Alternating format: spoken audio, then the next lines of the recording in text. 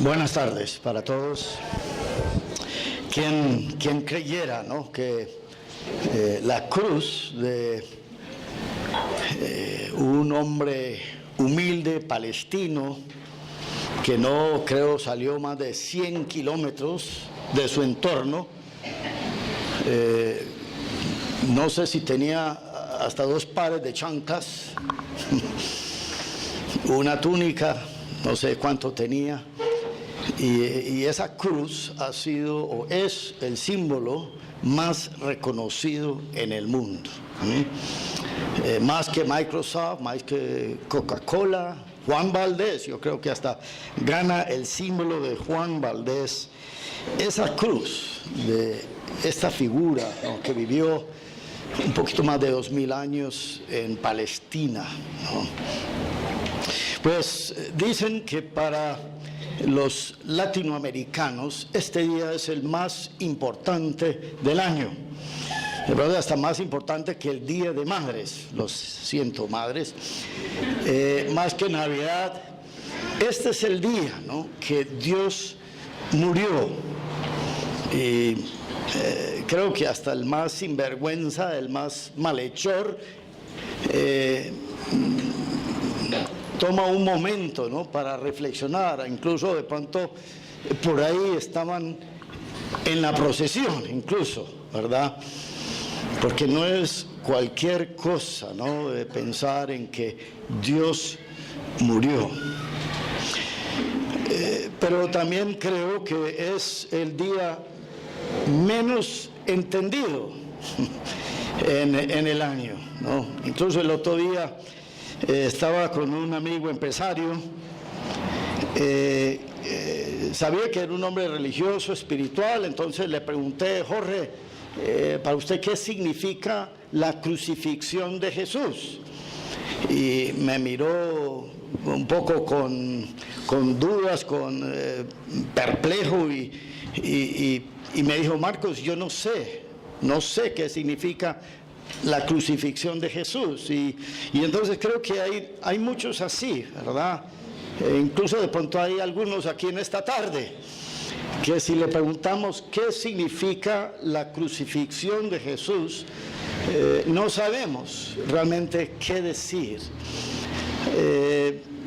Lo cierto es, Damaris, podemos ir poniendo las diapositivas. Lo cierto es que a través de los años, de los siglos, las historias, ahí está bien, se ha distorsionado enormemente, ¿verdad?, lo que es el significado de la muerte de Jesús en la cruz, ¿no? Incluso había un misionero presbiteriano, John Mackay, en los años de 1920 por ahí, que sirvió allá en Perú, y después de un buen tiempo en ese contexto, él en un escrito, incluso con ese mismo título, hágale, Damaris, vio que era otro Cristo que había venido desde España, ¿no? Y él, no, solo uno, él dijo, llamó ese Cristo el Cristo español. Escucha lo que él dice, es muy interesante, y va a dar como, de pronto, te va a dar la razón en cierto sentido, porque yo creo en este Cristo, no sé qué creer, ¿no? Su observación era esta: Cristo también vino a América, viajando desde Belén y el Calvario, pasó por África y España en su largo viaje por el occidente hacia las pampas y cordilleras. Sin embargo, ¿fue realmente él quien vino u otro personaje religioso con su nombre y algunas de sus características? Pienso que Cristo, en su tránsito por Occidente, estuvo preso en España. tratándose de la Inquisición, ¿no? Fue preso en España y otro que tomó su nombre se embarcó con las cruzadas españolas hacia el Nuevo Mundo, un Cristo que no había nacido en Belén, sino en el norte de África. Este Cristo se naturalizó en las colonias ibéricas de América, mientras el Hijo de María no ha sido nada menos que un extraño y un transeúnte en estas tierras desde Colón a nuestros días. Y entonces tituló ese libro que escribió sobre eso, El otro Cristo español. Y luego aquí tenemos un sociólogo, Carlos Arboleda, aquí de la Universidad Nacional, en un libro no parecido, pero tratando el tema. Como ustedes ven ahí, dice: el Cristo traído a nosotros por los españoles fue un Cristo sufriente en la cruz, destrozado y mutilado.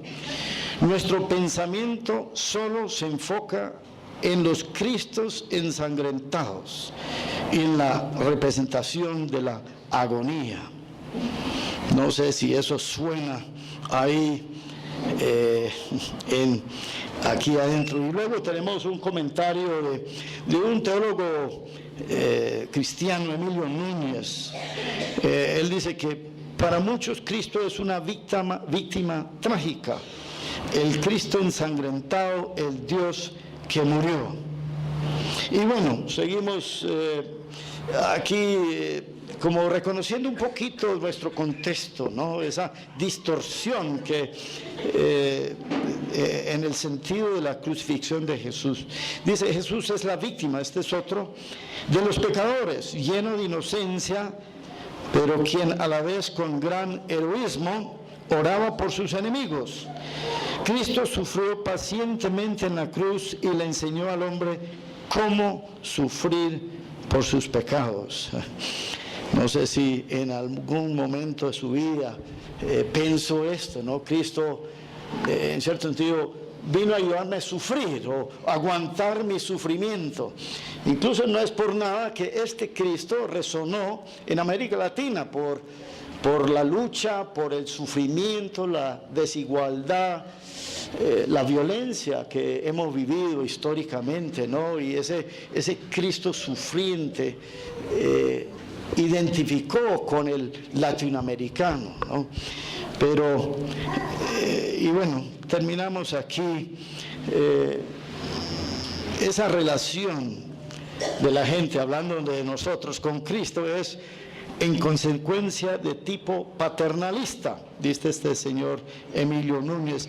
A él se le tiene lástima, se le admira, se le tolera y se le solloza.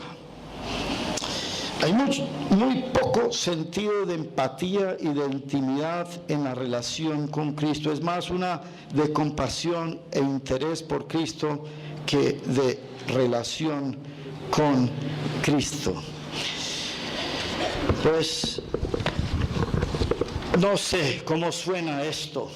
Si recuerdan esos días de pensar en Cristo así, un mártir, alguien que sufrió, alguien que, o no sé si en esos momentos, ¿verdad?, aún mantiene esa idea de un personaje bueno que fue como una especie de mártir que dio su vida por la humanidad, pero más que todo por darnos un ejemplo,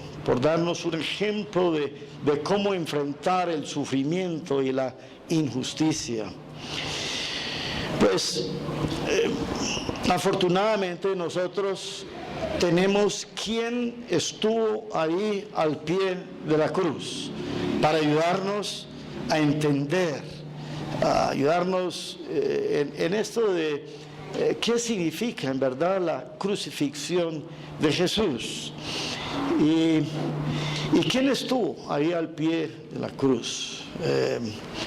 Juan, el discípulo Juan, fue el único discípulo ahí que no solo estuvo ahí en su arresto, sino también caminó con él y estuvo ahí en su agonía, sus últimos respiros. Juan el discípulo estaba ahí al pie de la cruz. Pues así dice en Juan, y yo les invito a abrir sus Biblias, porque aquí tenemos un testimonio ocular, presencial, ¿no? El que nos da el sentido de la crucifixión de Jesús. Y ustedes van a ver que es bastante diferente a lo que nos ha llegado, ¿no? A lo que nos ha llegado, lo que hemos dicho hasta el momento.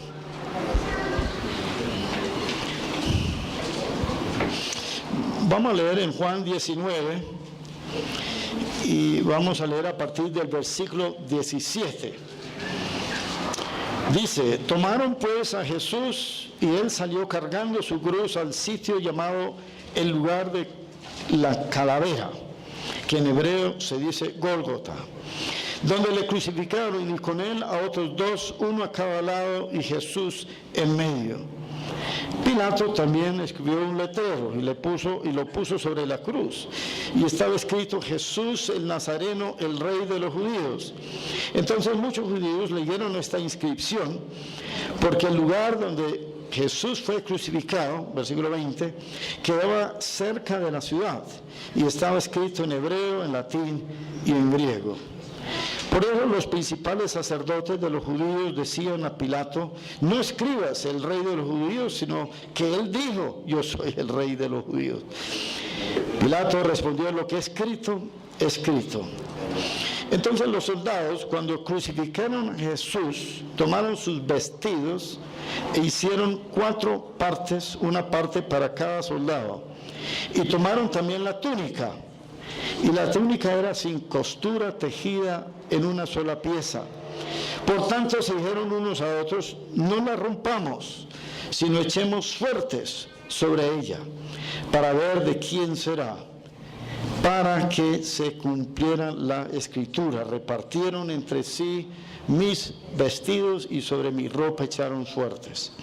Por eso los soldados hicieron esto. Y junto a la cruz de Jesús estaba su madre y la hermana de su madre, María, la mujer de Cleofas, y María Magdalena. Y cuando Jesús vio a su madre y al discípulo a quien él amaba, ahí está Juan el discípulo, ¿no? La referencia a Juan, que estaba ahí cerca, dijo a su madre: mujer, he ahí tu hijo. Después dijo al discípulo: he ahí tu madre. Y desde aquella hora el discípulo la recibió en su propia casa. Después de esto, sabiendo Jesús que todo ya se había consumado, para que se cumpliera la escritura, dijo: tengo sed. Había ahí una vasija llena de vinagre. Colocaron pues una esponja empapada de vinagre en una rama de hisopo y se le acercaron a la boca. Entonces Jesús, cuando hubo tomado el vinagre, dijo: consumado es, y inclinando la cabeza entregó el espíritu. Los judíos entonces, como era el día de preparación para la Pascua, a fin de que los cuerpos no se quedaran en la cruz el día de reposo, porque ese día de reposo era muy solemne, pidieron a Pilato que se les quebraran las piernas y se los llevaran. Fueron pues los soldados y quebraron las piernas del primero y también las del otro que había sido crucificado con Jesús. Pero cuando llegaron a Jesús, como vieron que ya estaba muerto, no le quebraron las piernas. Pero uno de los soldados le traspasó el costado con una lanza, y al momento salió sangre y agua. Y el que lo ha visto ha dado testimonio, y su testimonio es verdadero, y él sabe que dice la verdad, para que vosotros también creáis. Porque esto sucedió para que se cumpliera la escritura: no será quebrado hueso suyo. Y también otra escritura que dice: miraron al que traspasaron. Pues si notamos en el versículo 35, sigue ahí Damaris. Juan, el propósito de Juan en su narración es generar fe en nosotros, buscar que nosotros creyamos en este evento, en lo que ha pasado, ¿no? No sé de ustedes, pero de primeras parece algo raro, ¿no? Que Él busca crear fe en nosotros, ¿no?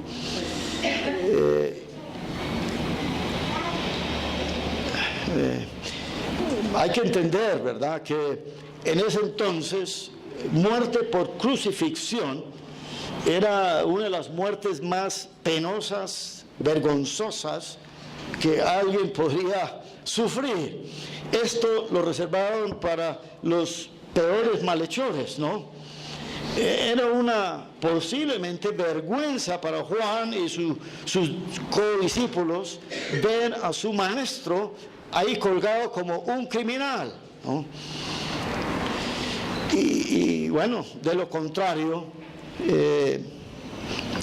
para Juan bien podría haber sido una gran injusticia también, ¿no? Ahí han asesinado o están asesinando uno de los mejores personas que él ha conocido, un hombre completamente sano, y allá lo están crucificando. Y hombre, si yo fuera Juan, de pronto hubiera usado la letra para levantar mi voz en contra de esa gran injusticia. Pero Juan, ni la vergüenza, ni la injusticia, ni la ira, ¿no? Sino que él dice aquí en el 35, para que vosotros también creáis, ¿no? Y entonces surge la pregunta, ¿qué entonces debemos creer? O de pronto podríamos decir, ¿qué entonces debemos entender de la crucifixión de Jesús? Pues no sé si ustedes notaron en la lectura que la narración de Juan es un poquito diferente a los otros tres discípulos, Mateo, Marcos y Lucas. Mientras ellos detallen un poco más el suceso de la crucifixión, Juan resume y en cierto sentido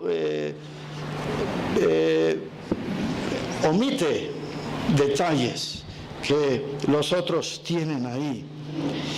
Y realmente lo que Juan quiere hacer, ¿verdad?, es esto, de hablarnos de dos cumplimientos, de dos alcances, de dos logros en este evento tan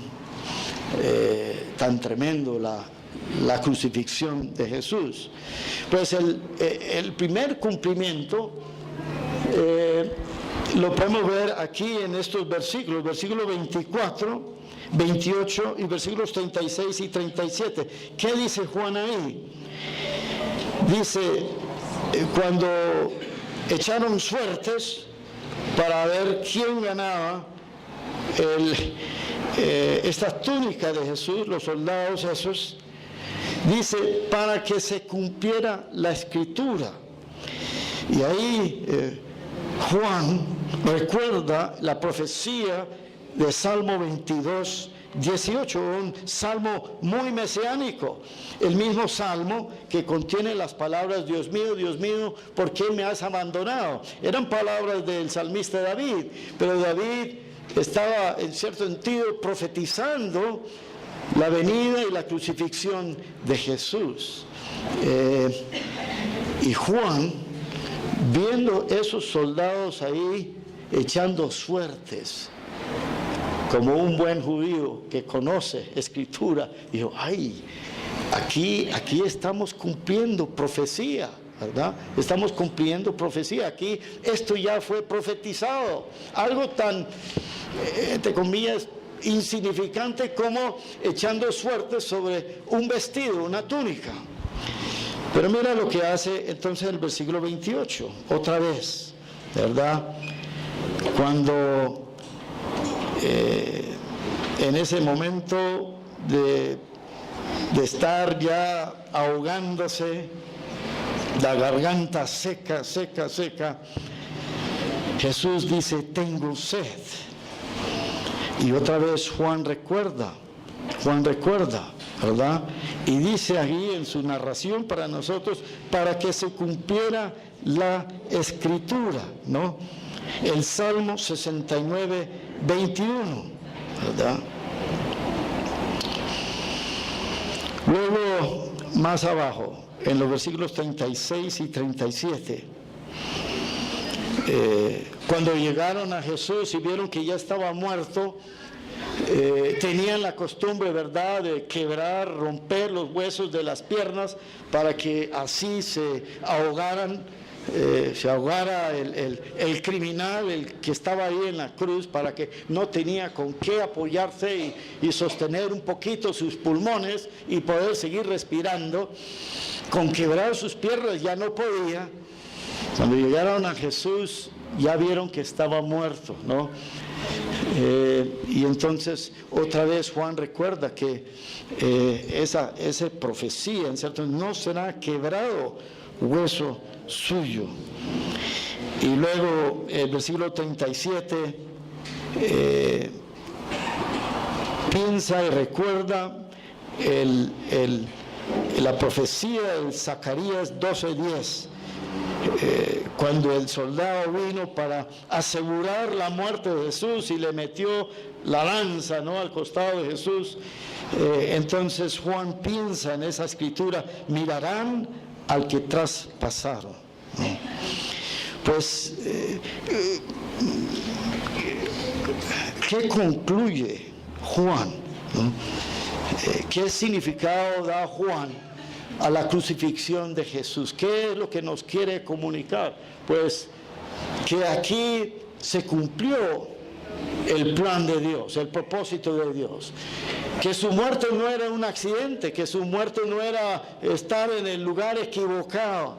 Ni siquiera, en cierto sentido, nuestros pecados habían enviado a Jesús obligatoriamente a la cruz, como en cierto sentido pensamos, ¿no?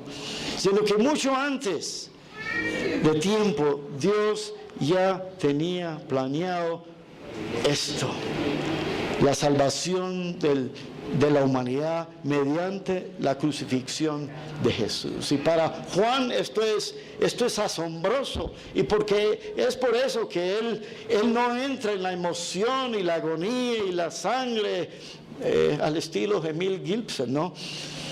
Sino que él dice, mira, todo esto fue para cumplir un plan, el plan y propósito de Dios para nosotros, ¿no? Pues no vamos a sacarle el tiempo y mirar esa profecía, pero aquí llegamos a otra especie de cumplimiento, ¿verdad? En la narración de Juan, versículo 30, sigue ahí, bueno, ya lo tenés, versículo 30. Mira el otro cumplimiento. Primero el cumplimiento del plan de Dios encuentra Juan, pero aquí en el versículo 30, escuchando las palabras de Jesús mismo, cuando hubo tomado el vinagre, dijo, consumado es, o sea, cumplido. No solo se cumplió el plan de Dios en este suceso, sino también la obra de Dios para la salvación del hombre. Esa palabra en griego, tetelestai, ¿no? Es una palabra, como se dice, muy comercial, ¿no? Se usaba cuando un comerciante entraba en crédito, ¿verdad?, con algo, con una mercancía, y cuando ya pagaba esa mercancía, decía tetelestai, ya he pagado la deuda, cumplido, ¿verdad?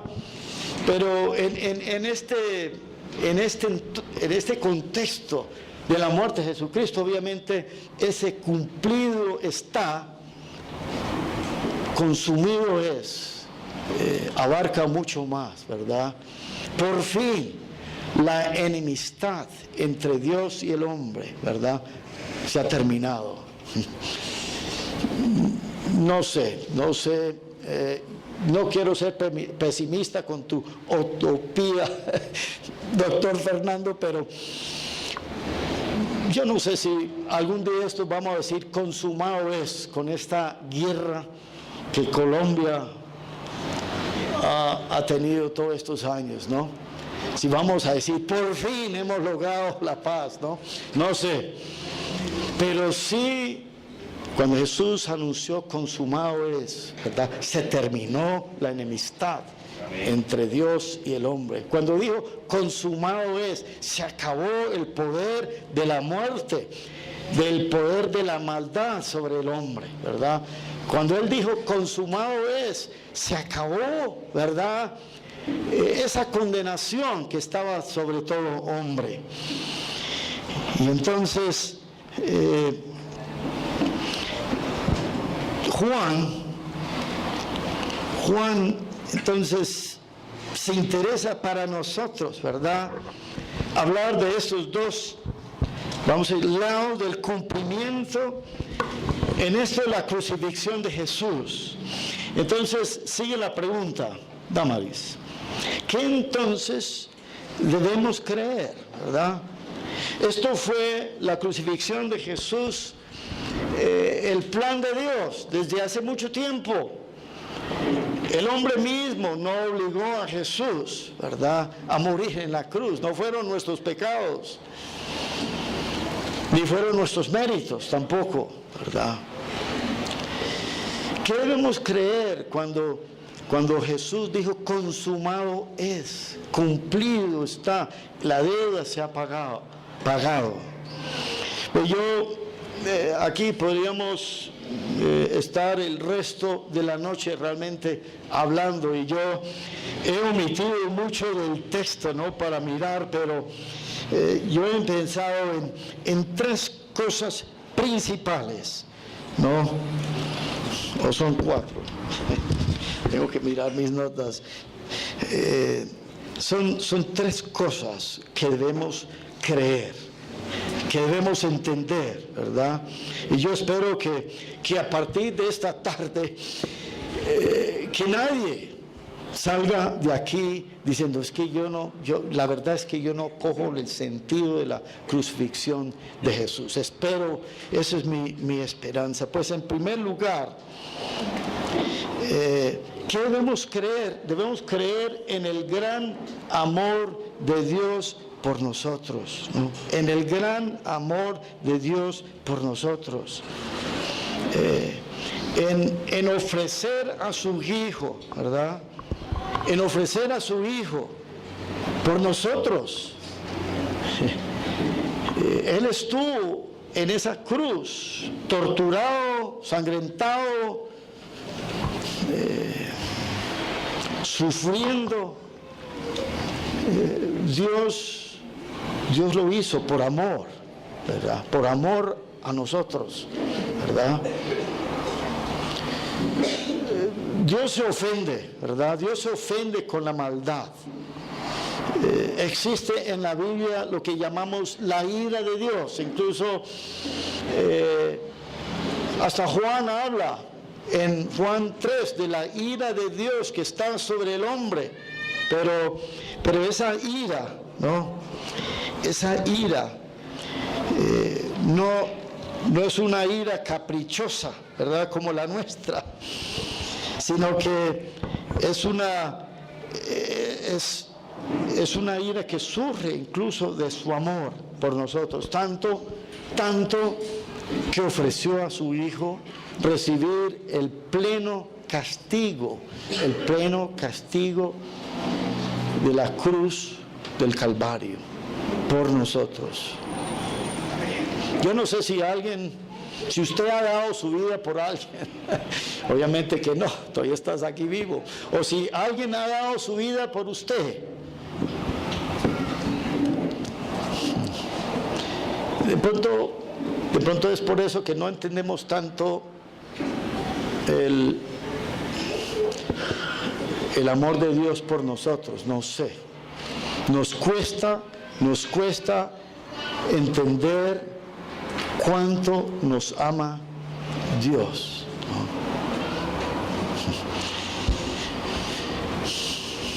La crucifixión de Cristo, aunque está la sangre, está la muerte, no tiene que ver con eso, sino con el amor de Dios para cada uno de nosotros. Mira lo que dice, pues yo quiero que estos textos sencillamente nos hablan, ¿verdad? Este es un texto que ya muchos conocemos, porque de tal manera amó Dios al mundo que ha dado a su propio Hijo, ¿verdad? Para que todo aquel que en Él cree no se pierde, mas tenga vida. Porque de tal manera amó Dios al mundo, ¿no? Sigue, Damaris. Primera de Juan 4, 9 y 10. En esto se manifestó el amor de Dios en nosotros, en que Dios ha enviado a su Hijo unigénito al mundo para que vivamos por medio de Él. En esto consiste el amor, no en que nosotros hayamos amado a Dios, sino que Él nos amó a nosotros y envió a su Hijo como propiciación por nuestros pecados. Romanos 5, 8. Pero Dios demuestra su amor para con nosotros en que, siendo aún pecadores, Cristo murió por nosotros. Un amor incondicional, un amor pleno. Había una vez un hombre que de origen muy humilde, se crió, se levantó en una chocita, la familia no tenía mucho, y cuando llegó a como la edad de casarse, se casó con una mujer y tuvieron un hijo. Y él se dijo, mi hijo siempre va a tener zapatos, ¿verdad? Y luego más adelante dijo, mi hijo va a tener un carro. Mi hijo va a tener un carro. Y entonces, aun cuando el niño era pequeño, este hombre comienza a recoger y a ahorrar sus pesitos, porque va a asegurar que su hijo tenga un carro de último modelo, ¿no? Su hijo, como cualquiera de los hijos, a veces rebelde, pícaro, cansón,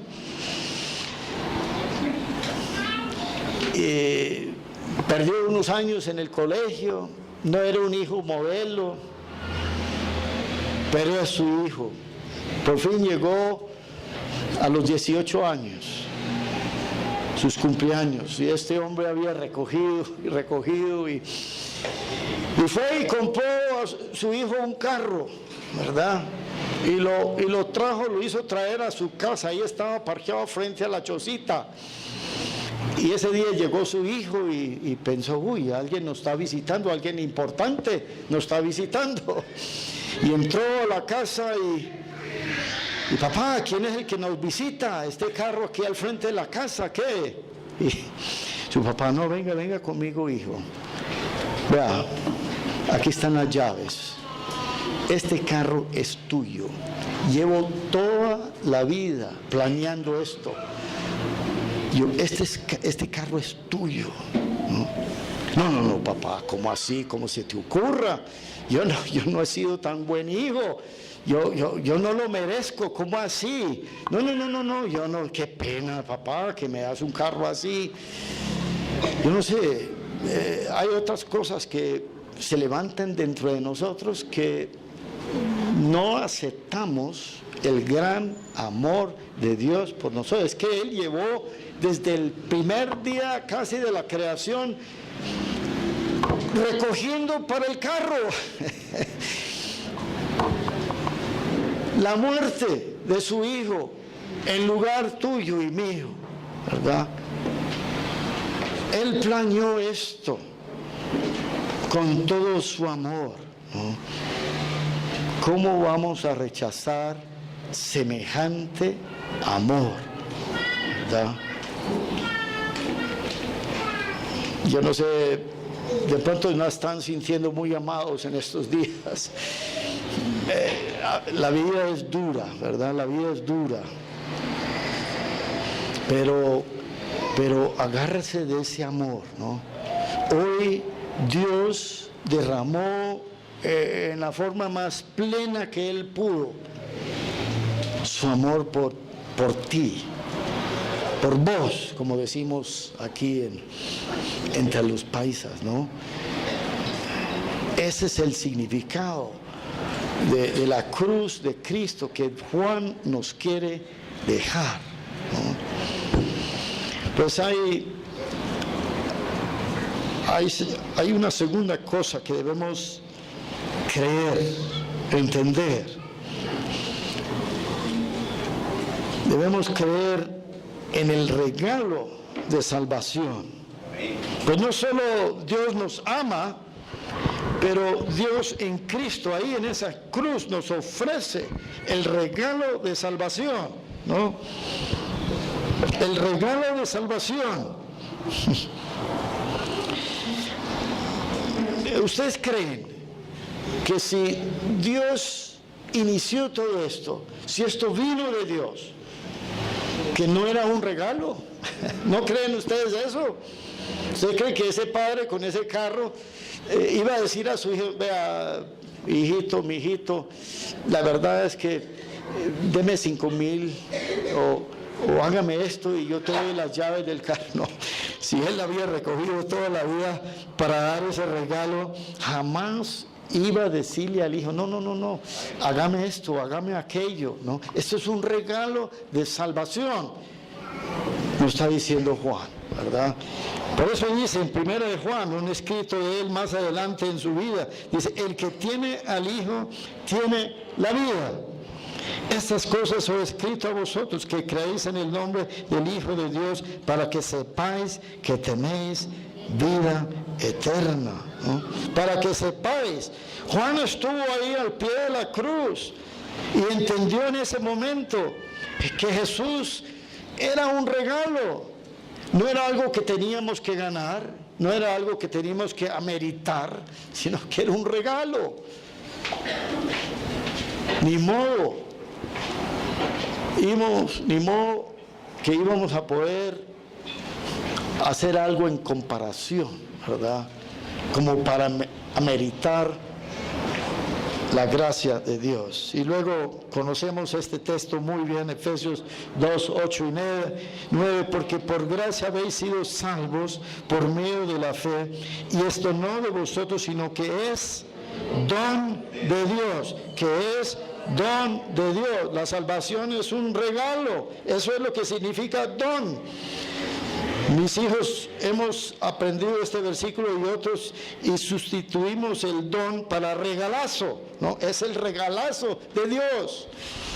Yo no sé por qué nos cuesta tanto entender eso, ¿no?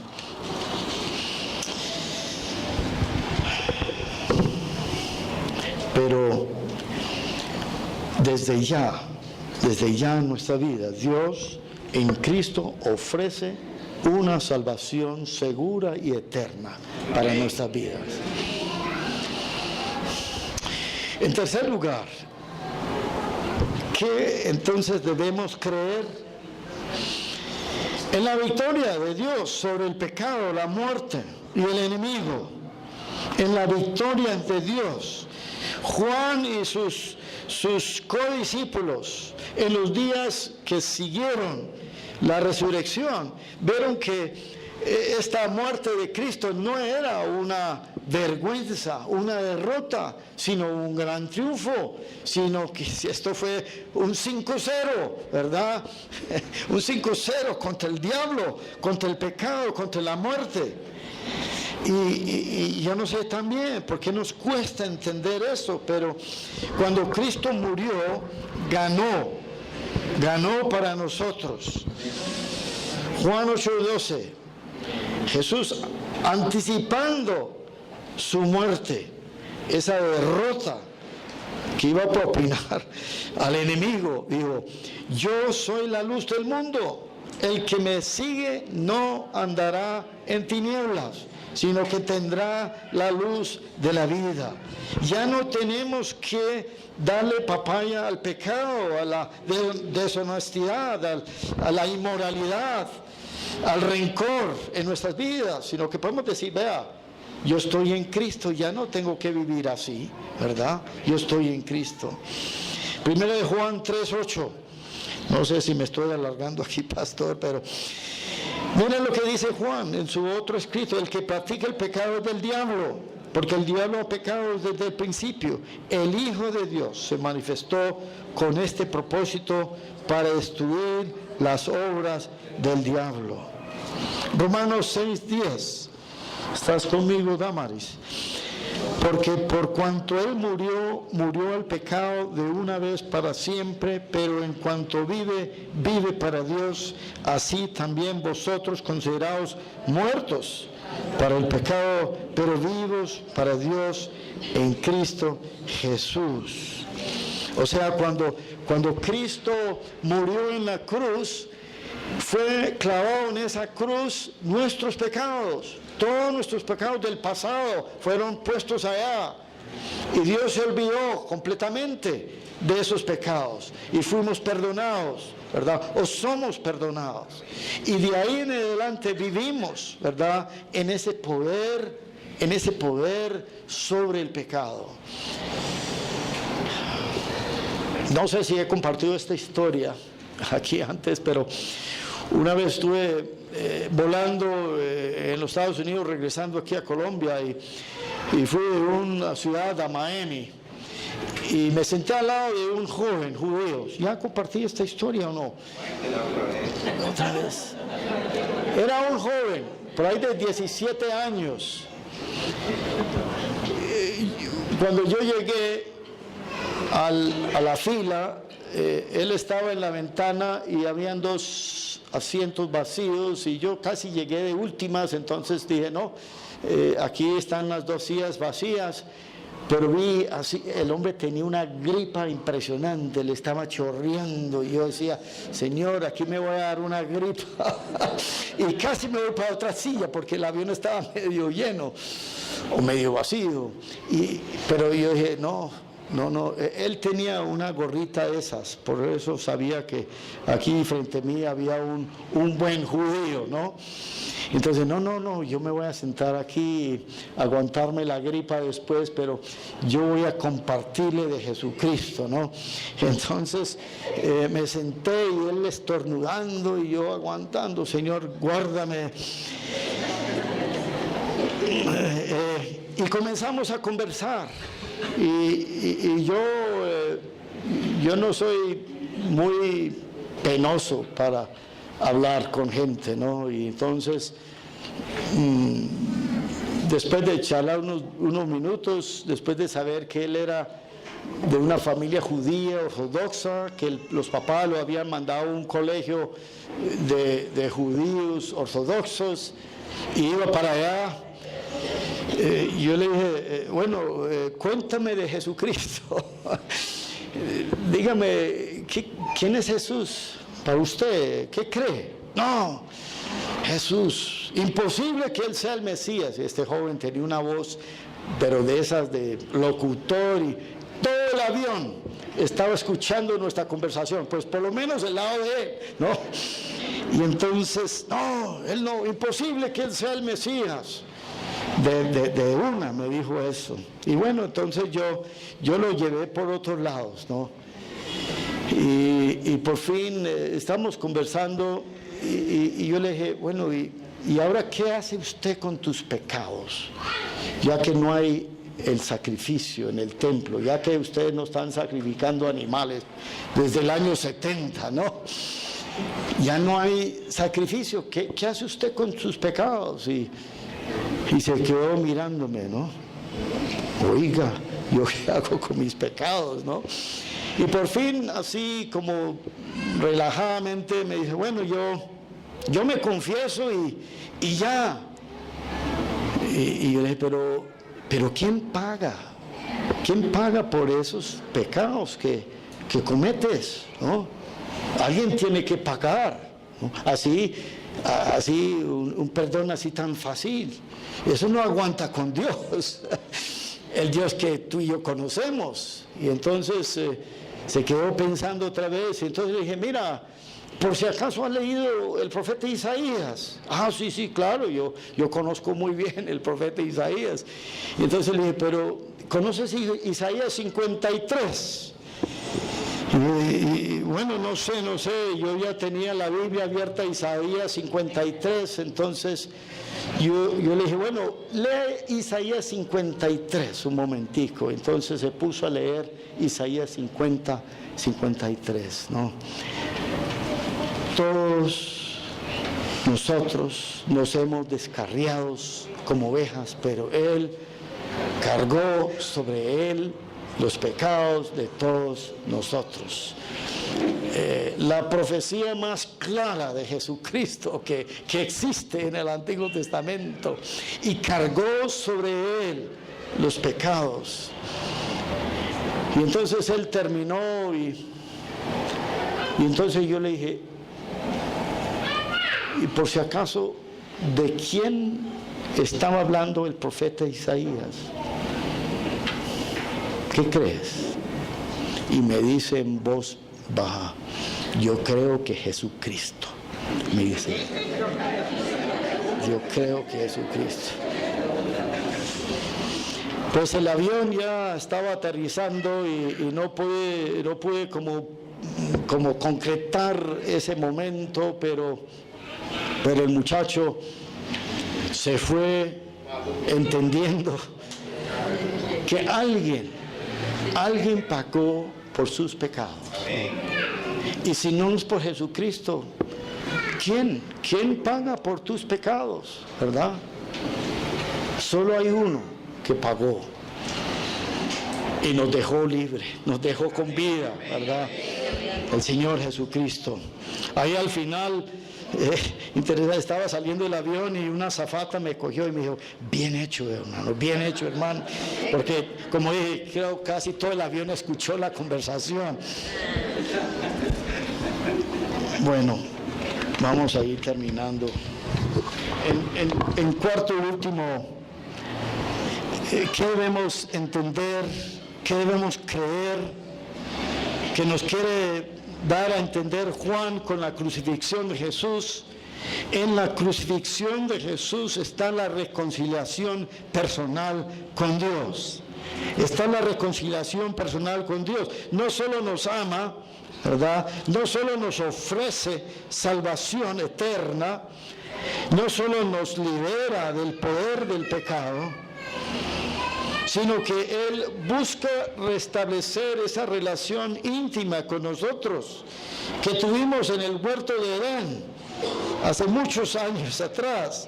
Mirar cuán gran amor nos ha otorgado el Padre para que seamos llamados hijos de Dios, y eso somos, ¿no?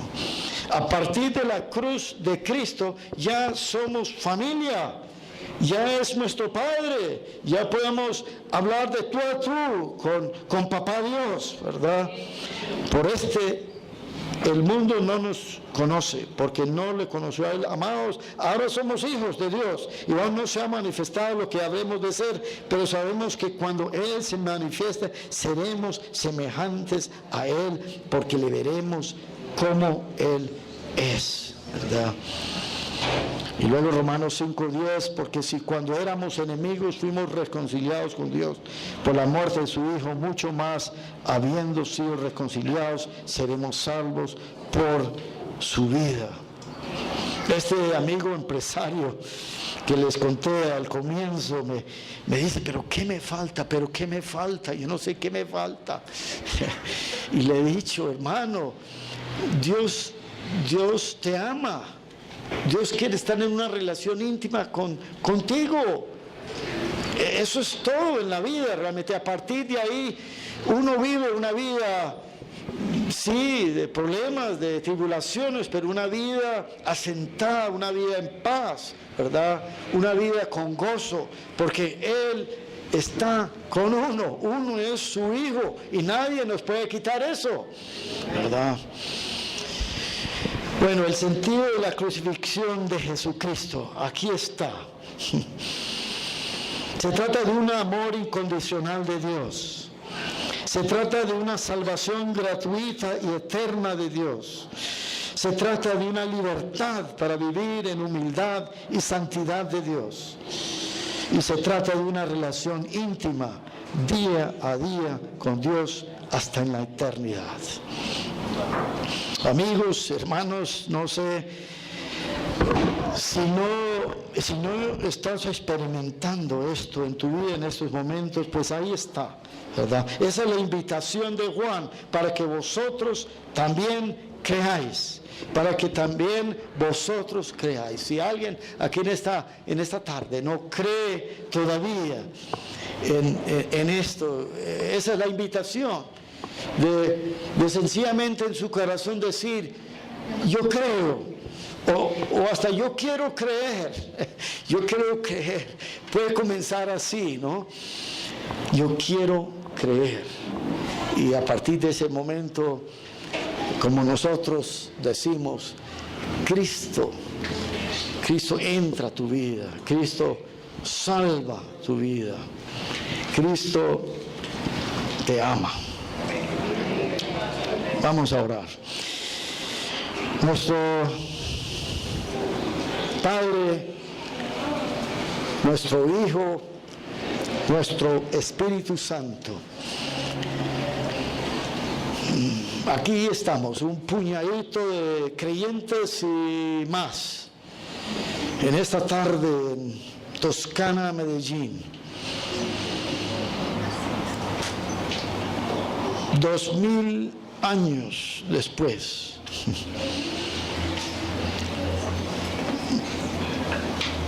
Reconociendo, aceptando este significado que nos ha dado Juan. Señor, perdona nuestro orgullo, de pronto perdona nuestra falta de fe y no sé qué más, pero ayúdanos a cada uno aquí. Si hay alguien, Señor, aquí en esta tarde que no ha experimentado el gozo de tu salvación, esta victoria de Cristo en la cruz, Señor, ábrele su mente y su corazón. Y a esa persona lo invitamos en este mismo momento de hacer una oración sencilla. Dice Pablo en Romanos: si confiesas con tu boca y crees en tu corazón que Jesús es Señor, que Jesús es tu Salvador, Él te salvará. Amén. Haga esa oración en este momento.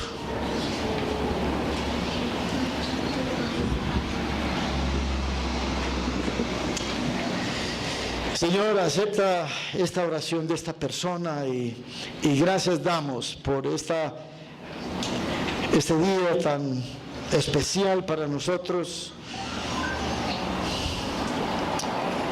en tu historia. Y te bendecimos, te damos gracias por esa salvación tan enorme en Cristo. Amén. Amén.